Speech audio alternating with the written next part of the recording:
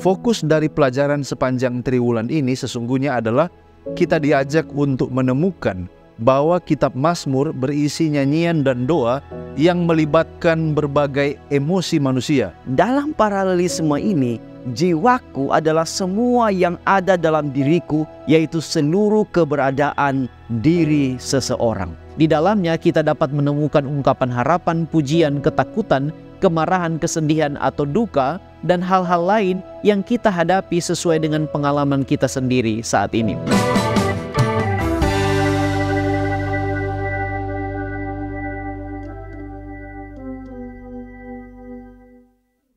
Shalom, salam sejahtera di dalam kasih Tuhan kita, Yesus Kristus.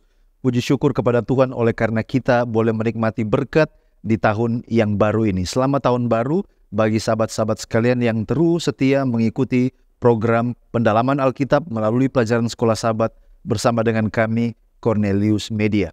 Kita sudah tiba di triwulan yang baru dan kita akan mempelajari tentang kitab Mazmur.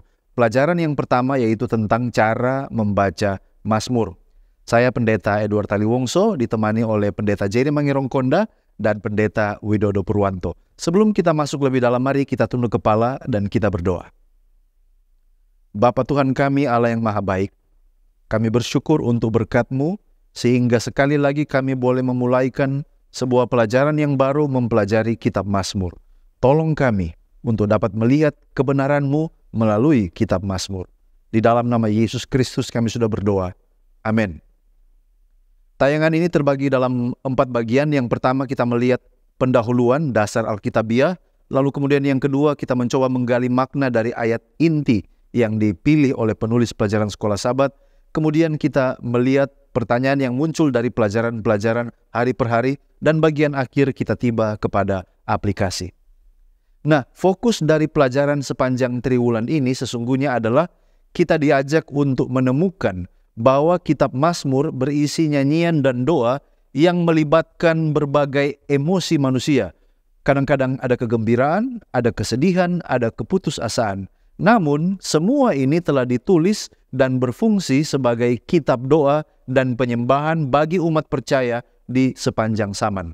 Yang kedua, kita diajak untuk menemukan bahwa kitab Mazmur adalah sumber berkat, sumber harapan dan kebangkitan. Kitab ini adalah panduan untuk refleksi diri dan refleksi tentang kebesaran Tuhan yang akan membebaskan kita ketika seseorang itu mengalami duka cita, menangis, dan akan menawan hati kita untuk berserah dan dibaharui, dibawa lebih dekat kepada Tuhan. Ada sasaran atau objektif dari mempelajari pelajaran Sekolah Sahabat sepanjang triwulan ini, di mana kita sebagai pembaca akan dapat mengalami the power atau kekuatan dari kitab Mazmur yang mampu mengubah hidup. Dan melalui pemahaman yang benar akan kitab ini, kita akan dikuatkan dan kita akan bertemu dengan Tuhan setiap hari melalui kitab Mazmur. Sekarang mari kita lihat dasar Alkitabiah pelajaran sepanjang pekan ini. Yang pertama 1 Tawarik 16 ayat 7. Di sini ayat ini mengajak untuk bersyukur kepada Tuhan dan memanggil namanya, memberitakan perbuatannya di antara bangsa-bangsa. Yang kedua Nehemia 12 ayat 8 menyebutkan nama para imam dan orang Lewi yang memimpin penyembahan di dalam pemberkatan Yerusalem. Lalu kemudian Mazmur 25 ayat 1-5.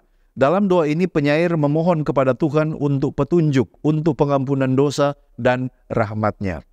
Mazmur 33 ayat 1-3 menyanyikan pujian kepada Tuhan dengan alat musik, memujinya oleh karena Dia setia dan karyanya yang luar biasa. Roma 8 ayat 26-27 mengajarkan bahwa Roh Kudus yang membantu kita dalam doa kita karena seringkali kita tidak tahu bagaimana harus berdoa. Mazmur 82 ayat 8 mengajak Tuhan untuk mendatangkan penghakiman di bumi ini karena semua bangsa adalah milik-Nya dan Tuhan berkuasa atas seluruh bangsa.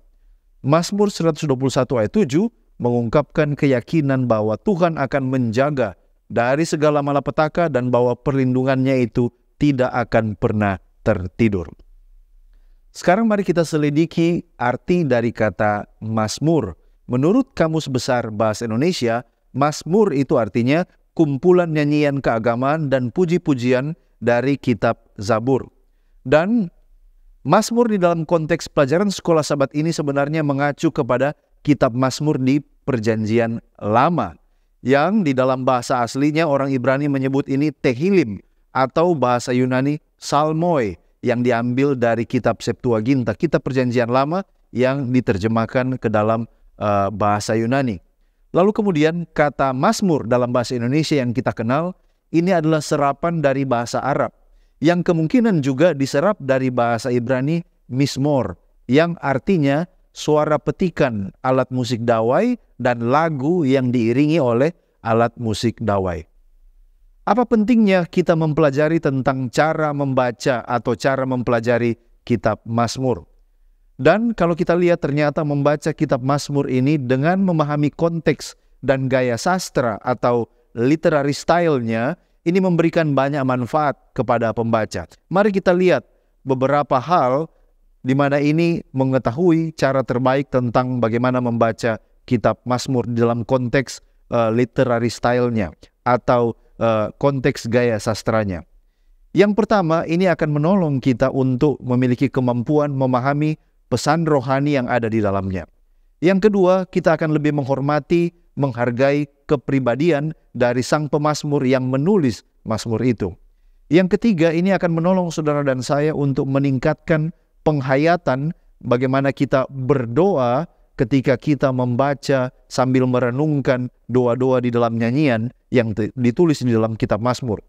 Yang keempat, ini menghindari kesalahpahaman interpretasi kalau kita tahu bagaimana cara membaca kitab Mazmur.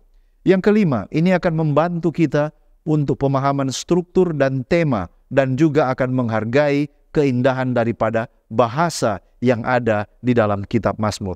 Dengan memahami konteks sastra, pembaca dapat mengapproach atau mendekati kitab Mazmur dengan kedalaman pemahaman dan akan dipenuhi dengan rasa kagum yang lebih besar terhadap kekayaan sastra dan juga hikmat atau kebijaksanaan rohani yang terkandung di dalam kitab Mazmur. Itulah sebabnya mengapa kita perlu tahu cara yang benar untuk mempelajari kitab Mazmur.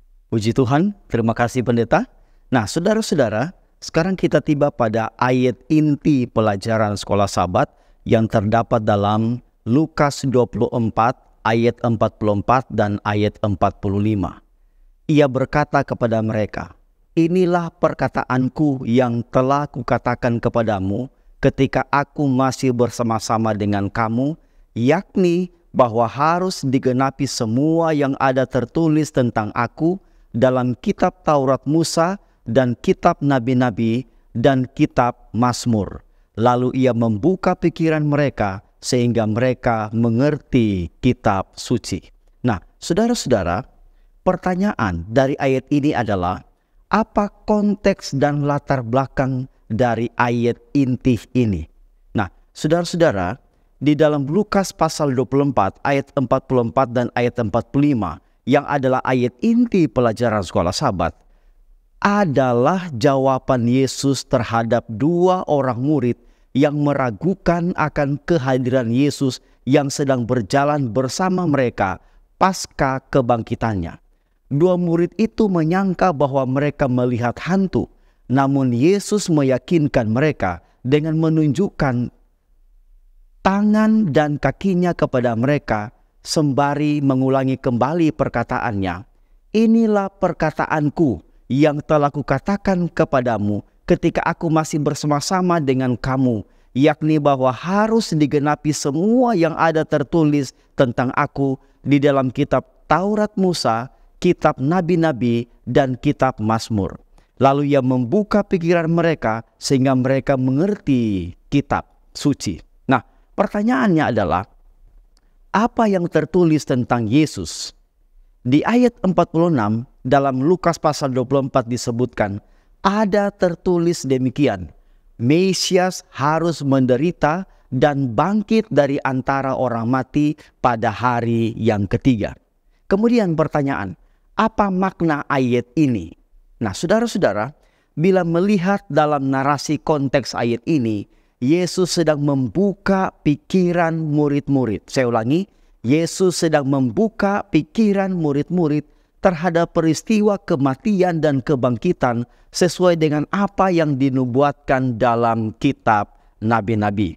Nah, kemudian apa yang dimaksud dengan frasa kitab Taurat Musa, kitab nabi-nabi, dan kitab Mazmur? Nah, kalimat ini ada pada ayat inti. Mari kita lihat penjelasan dari Seventh-day Adventist Bible Commentary volume 5 halaman 886. Diuraikan di sana seperti ini.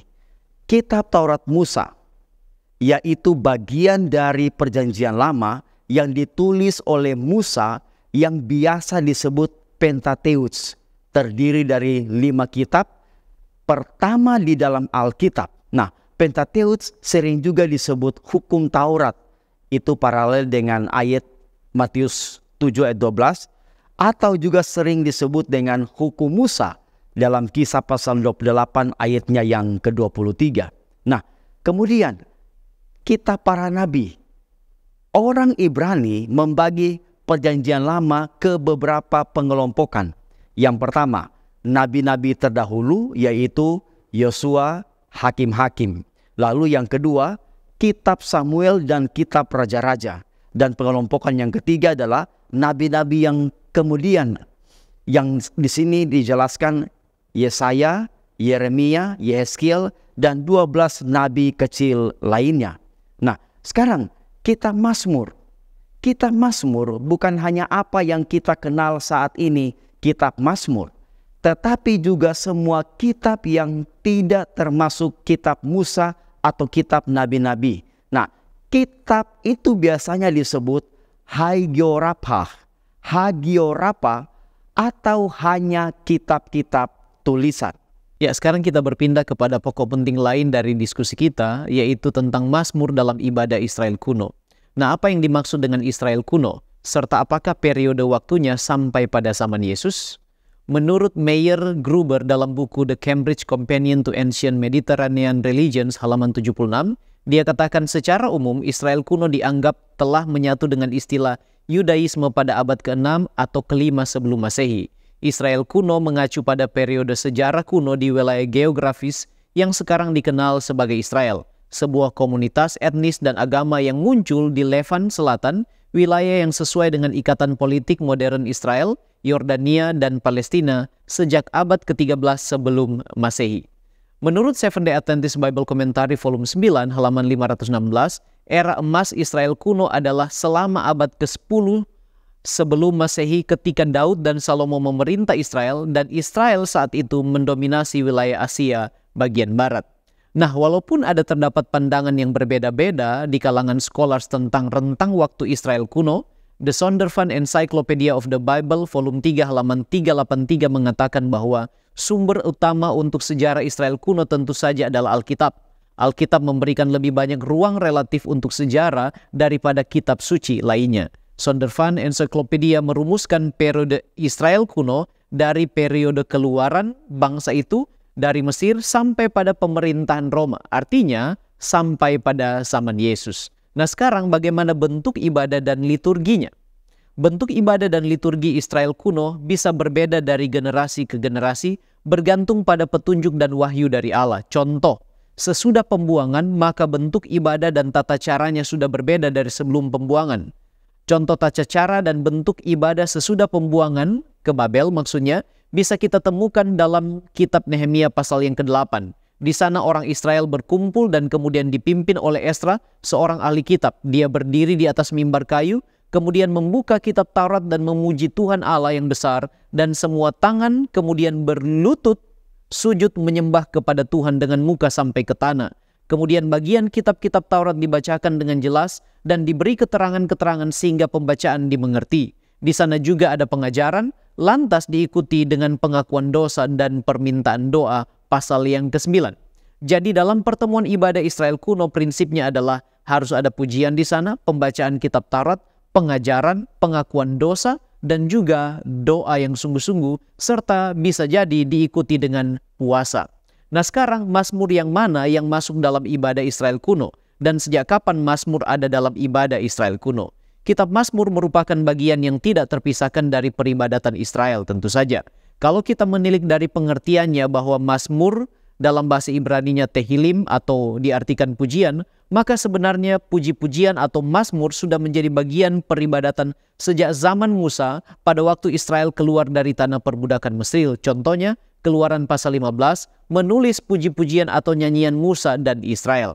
Namun demikian, mazmur menjadi bagian liturgi peribadatan Israel kuno sejak dipindahkannya tabut Allah di Yerusalem sesuai dengan perintah Raja Daud. 1 Tawarin 16 ayat yang ke-7.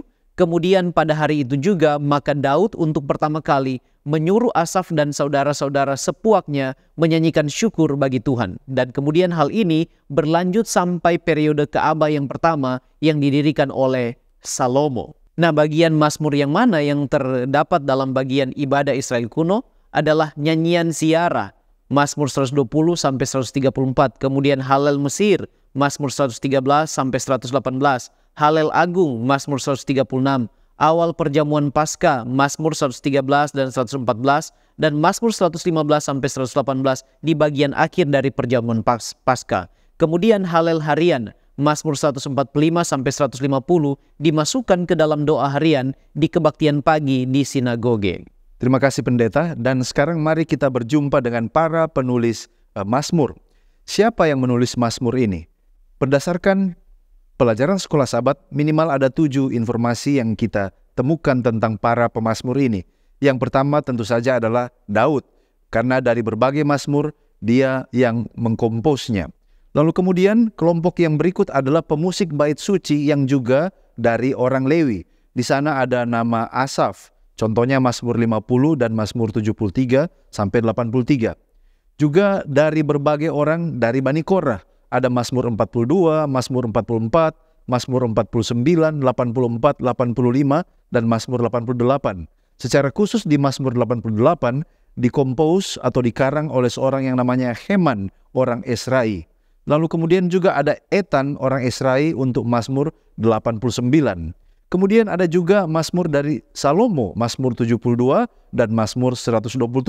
Dan yang terakhir adalah Musa, yaitu Mazmur pasal 90.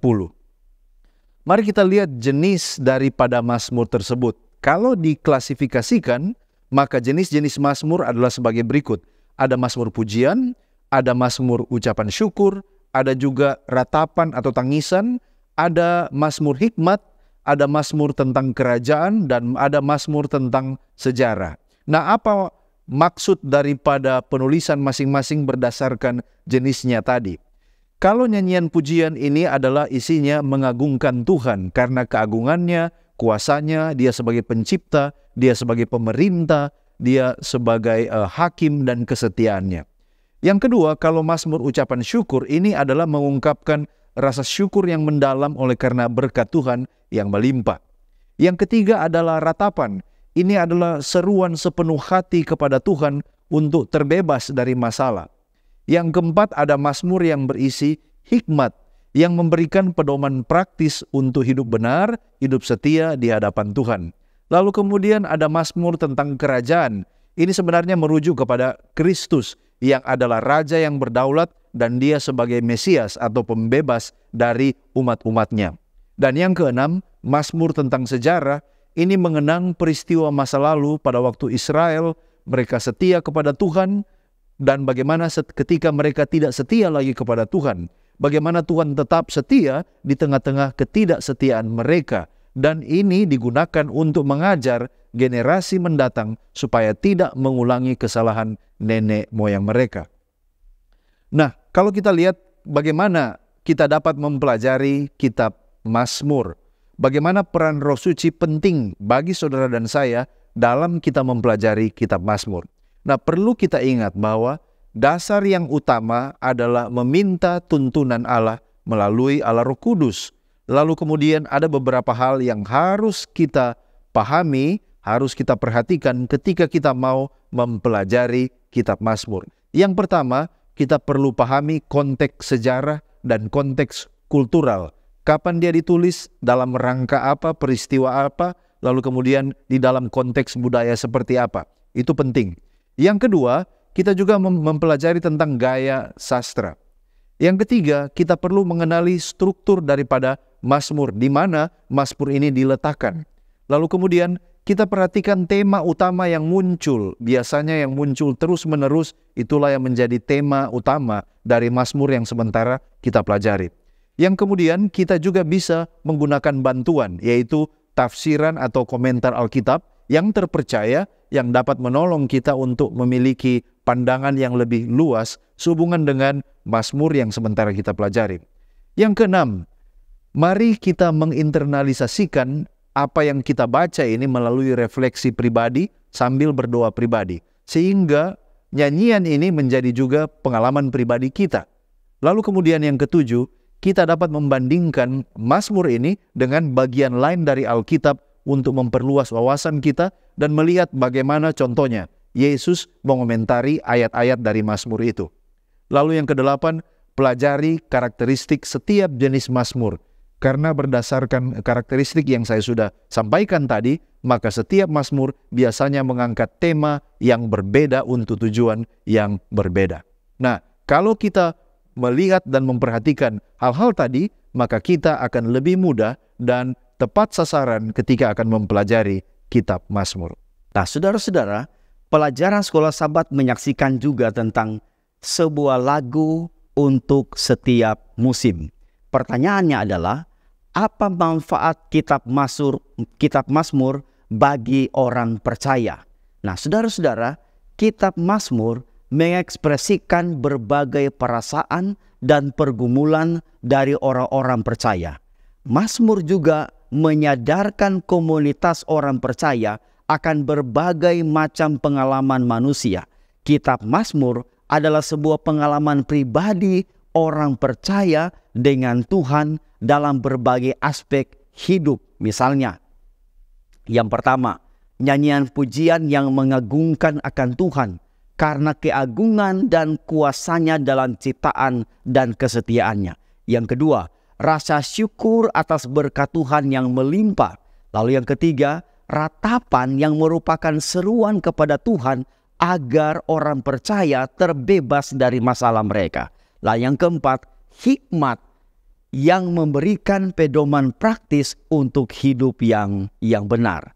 Jadi, dapat kita simpulkan, kehadiran buku Mazmur adalah firman Tuhan di mana kita dapat bertemu dengan Tuhan dalam keintiman perasaan kita sebagaimana manusia yang membutuhkan pertolongan Tuhan, dan Tuhan hadir dalam buku itu sebagai pribadi yang merasakan apa yang kita alami, dan dalam bentuk puisi, lagu, syair yang langsung menyentuh hati para pembaca. Nah, kemudian pelajaran sekolah Sabat juga menyinggung tentang puisi dalam kitab Mazmur. Pertanyaan, seperti apa daya tarik dan bentuk puisi tersebut? Nah, saudara-saudara, puisi kitab Mazmur menunjukkan kekuatan khas untuk menarik perhatian pembaca. Nah, di sini ditunjukkan beberapa bentuk, misalnya paralelisme. Nah, paralelisme ini adalah penggabungan kata atau frasa yang dibangun secara simetris yang membantu arti dari bagian-bagian yang sesuai. Contohnya, pujilah Tuhan hai jiwaku, pujilah namanya yang kudus, hai segenap batinku. Mazmur 103 ayat 1. Nah, dalam paralelisme ini, jiwaku adalah semua yang ada dalam diriku, yaitu seluruh keberadaan diri seseorang. Contoh yang kedua, bentuk perumpamaan. Nah, penggunaan bahasa kiasan, misalnya, perlindungan Allah digambarkan sebagai naungan sayapmu. Mazmur 17 ayatnya yang ke-8. Ini semua dimaksudkan agar menambah cita rasa dan daya tarik pembaca terhadap kitab Mazmur. Ya, terima kasih pendeta, dan sekarang kita membahas tentang doa-doa yang terinspirasi. Apakah Mazmur merupakan doa? Bagian yang mana dan jenis doa seperti apa? Kitab Mazmur adalah doa-doa yang diilhami sudah tentu. Dalam kitab Mazmur banyak ditemukan kata doa atau frase dengarkanlah doaku. Contoh, Mazmur pasal 4 ayat yang kedua, dengarkanlah doaku. Kemudian Mazmur 5 ayat yang ketiga, kepadamulah aku berdoa. Mazmur 17 ayat yang pertama, berilah telinga akan doaku, dan sebagainya. Kita bisa menemukan lebih dari 30 kata doa atau frase dengarkanlah doa. Kemudian jenis-jenis doa, bagian-bagian doa dalam kitab Mazmur. Mazmur 4 yaitu doa pada malam hari.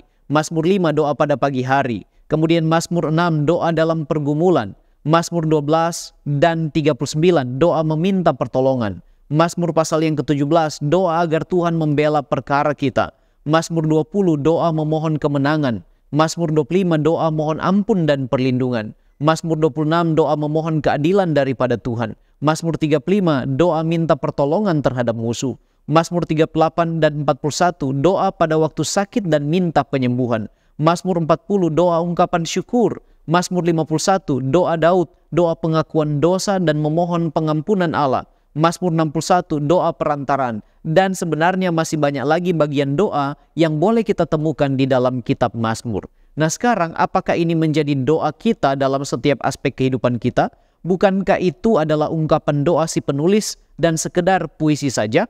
Bila dibaca sepintas saja tanpa penghayatan yang bersifat refleksi pribadi, maka Mazmur hanya akan dilihat sebagai ungkapan doa atau puisi si penulis. Namun bila dibaca dan dihayati dengan sungguh-sungguh di bawah tuntunan Roh Kudus, maka itu bisa menjadi doa pribadi kita dalam setiap aspek kehidupan. Karena apa yang dialami oleh para pemazmur pada dasarnya sama dengan pergumulan-pergumulan kita saat ini, sehingga doa-doa mereka bisa menjadi doa kita kepada Allah saat ini. Contoh doa pengakuan dosa Daud dan memohon pengampunan, serta belas kasihan Allah dalam Mazmur 51, bisa menjadi doa kita di dalam pergumulan yang sama. Jadi apa yang ditulis sebagai ilham dari Allah dalam kitab Mazmur mengandung kedalaman spiritual yang mampu berbicara tentang berbagai situasi kehidupan dan melintasi budaya, batasan agama, etnis, dan jenis kelamin. Di dalamnya kita dapat menemukan ungkapan harapan, pujian, ketakutan, kemarahan, kesedihan, atau duka, dan hal-hal lain yang kita hadapi sesuai dengan pengalaman kita sendiri saat ini.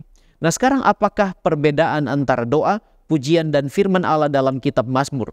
Kitab Mazmur berisi doa, pujian, dan petunjuk firman Allah. Meskipun berbeda dalam ungkapan dan maksud masing-masing, tetapi semuanya diilhamkan Allah, artinya firman Allah. 2 Timotius 3 ayat 16 dikatakan, segala tulisan yang diilhamkan Allah memang bermanfaat untuk mengajar, untuk menyatakan kesalahan, untuk memperbaiki kelakuan, dan untuk mendidik orang dalam kebenaran. Nyonya White menuliskan di dalam Alpha Omega jilid 8 halaman 7, tetapi Alkitab yang berisi kebenaran yang diberikan Allah dan dinyatakan dalam bahasa manusia menunjukkan persatuan ilahi dan manusia. Persatuan seperti ini terdapat di dalam Kristus Yesus. Sekarang kita akan melihat dunia dari kitab Mazmur. Sebenarnya apa yang menjadi inti atau pusat dari kitab Mazmur? Nah, kita perlu tahu bahwa inti dari kitab Mazmur itu adalah tentang Allah. Dan Allah ini dinyatakan di dalam kitab Mazmur dalam berbagai peran dan gelarnya. Dia sebagai pencipta, dia sebagai yang berkuasa, dia adalah Allah yang mengasihi, dia adalah Allah yang menyediakan, dia adalah Allah yang membebaskan, yang membangkitkan, yang mengampuni, yang menyelamatkan, yang membinasakan, Allah yang kudus, dan lain sebagainya. Intinya adalah tentang penggambaran dari Allah itu sendiri. Andrews Bible Commentary Old Testament mengomentari akan hal ini di dalam halaman 660 mengatakan, dalam Mazmur, dunia ini adalah tempat di mana manusia menghadapi kekuatan-kekuatan jahat dan kekacauan yang berusaha menindas manusia melalui serangan musuh, penyakit, penderitaan, dosa, dan ancaman kematian.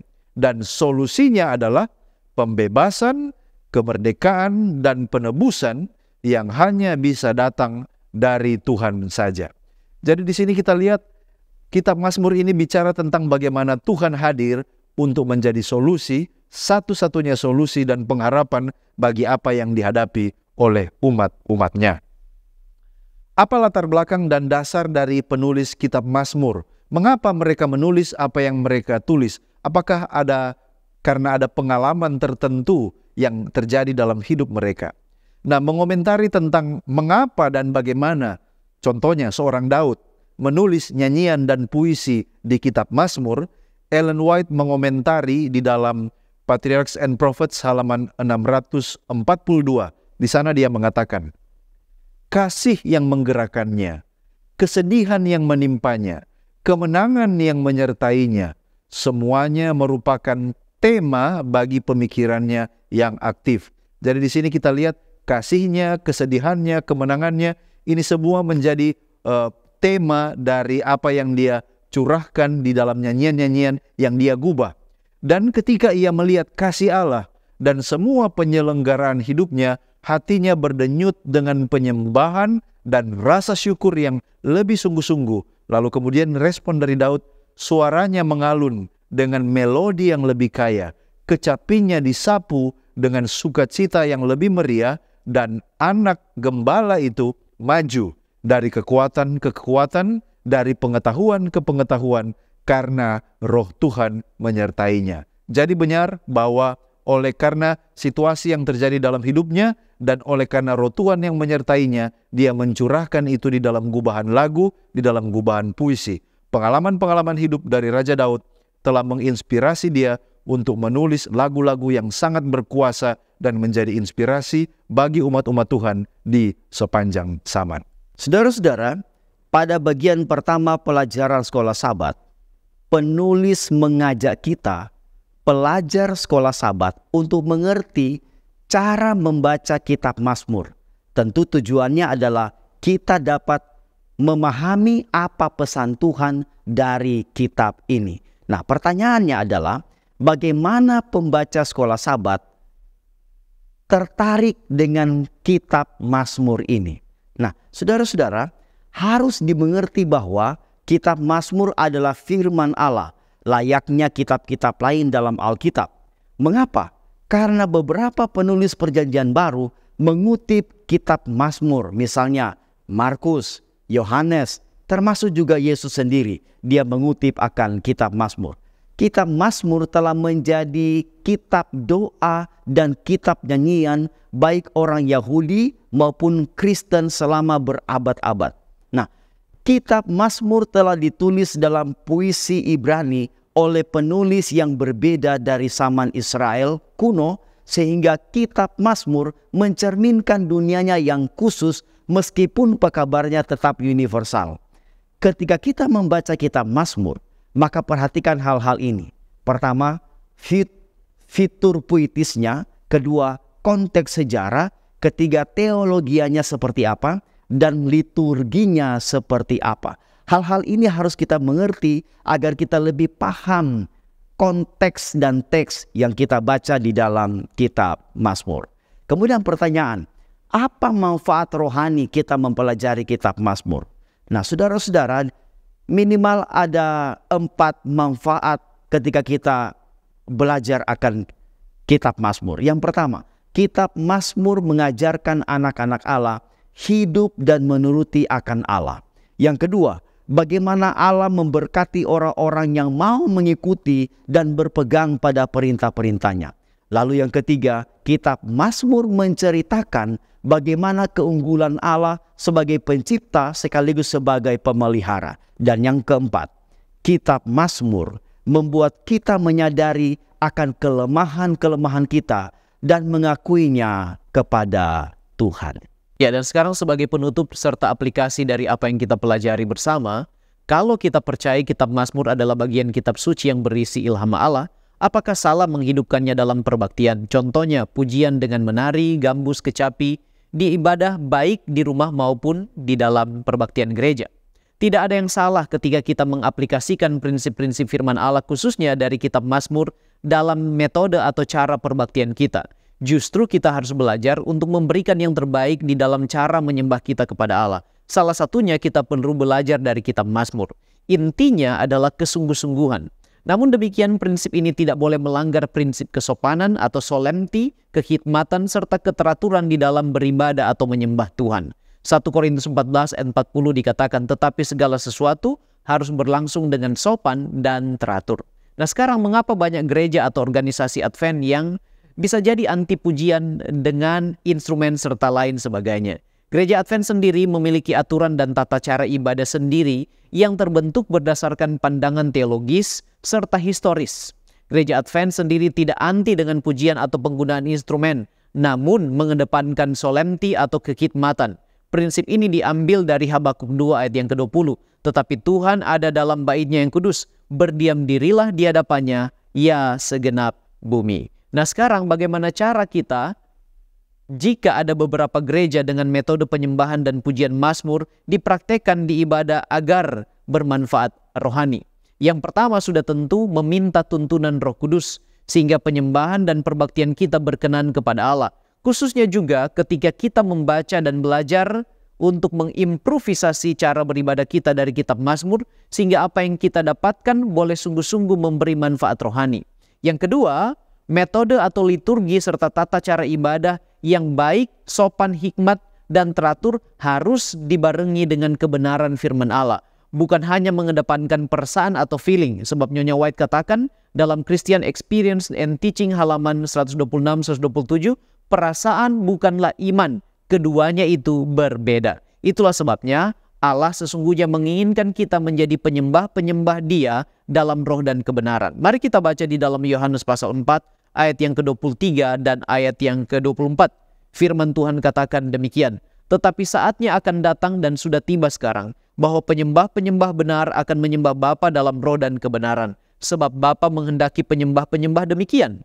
Allah itu roh, dan barang siapa menyembah Dia, haruslah menyembahnya dalam roh dan kebenaran. Ada aspek emosinya, tetapi harus dibarengi dengan aspek kebenaran. Kiranya kita boleh belajar dari kitab Mazmur, untuk kita memiliki manfaat rohani di dalam tata cara kita beribadah, di dalam menyembah Tuhan secara pribadi, dan juga kita harus mengikut Dia, beribadah kepadanya di dalam roh dan kebenaran. Mari kita tunduk kepala dan kita satu dalam doa. Terpujilah nama-Mu Tuhan, oleh karena kebaikan-Mu, Engkau beri kami kesempatan belajar daripada-Mu melalui pelajaran Sekolah Sabat. Kami berdoa kiranya Roh Kudus-Mu meteraikan apa yang kami telah pelajari di dalam hati dan pikiran kami, dan memberi kepada kami pengertian yang benar, supaya kami mampu mempraktekkan itu di dalam kehidupan kami. Tuhan, bantu kami untuk bertumbuh ke arah yang benar, untuk kami boleh mempraktekkan tata cara ibadah, supaya kami boleh menyembah Tuhan dalam roh dan kebenaran. Inilah doa kami, tolonglah kami dengan kuasa Roh Kudus-Mu.